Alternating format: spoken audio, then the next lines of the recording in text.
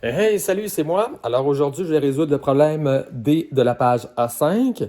C'est important d'essayer de l'avoir fait avant et pas juste d'écouter la vidéo puis se la couler douce. Alors, j'ai déjà placé toutes mes cartes sur mon jeu. Et j'ai placé aussi mes cartes sur le côté. Je les ai regroupées comme je te le recommande toujours selon les caractéristiques, les propriétés des cartes. Alors, comme je te l'avais déjà dit, dans le jeu pareil, pas pareil, il faut que les rangées aient une propriété commune.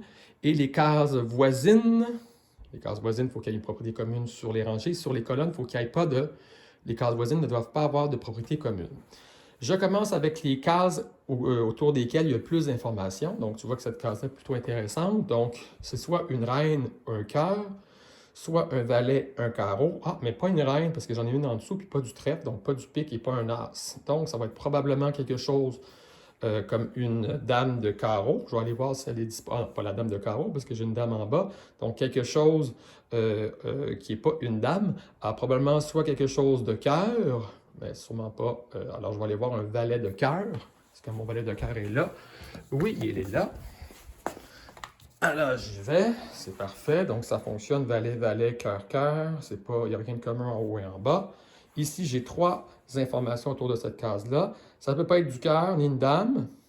Ça va être probablement du trèfle, probablement le roi de trèfle, pour que ça marche des deux côtés. Est-ce que j'ai le roi de trèfle qui est disponible? Oui, mon roi de trèfle est disponible. Je continue. Tiens, ici, j'ai trois informations, donc j'y vais. Ça ne peut pas être du pique, parce qu'en haut, j'ai du pique, même si ma case à côté est du pique. C'est sûrement un as, et pas un as de carreau, pas un as de pique. Pas un as de carreau. Il reste un as de trèfle.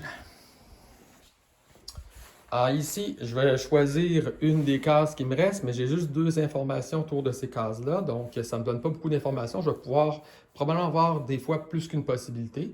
Donc j'y vais ici. Ici, il ne faut pas que ça soit du pique ni un as.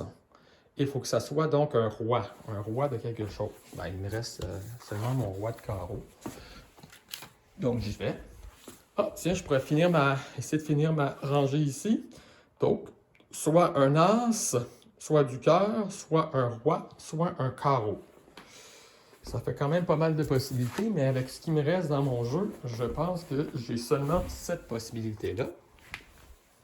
Ça me permet d'avoir trois informations ici. Donc, pas un as, pas du carreau, pas du cœur. Probablement du pique. Est-ce qu'il me reste du pique? Il me reste deux cartes de pique, donc c'est deux possibilités. Je vais les mettre de côté en attendant que peut-être que je trouve qu'une de ces cartes-là va à un autre endroit. Ici, ça pourrait être une dame, mais attention, ça ne peut pas être du cœur, parce que j'ai déjà du cœur en bas, puis ça ne peut pas être un roi. Donc, une dame, qu'est-ce qu'il me reste comme dame? Ben, il me reste la dame de carreau. Et il me reste aussi la dame de pique qui pourrait aller là. Donc, j'ai deux possibilités. Donc, je vais aller voir avec ici.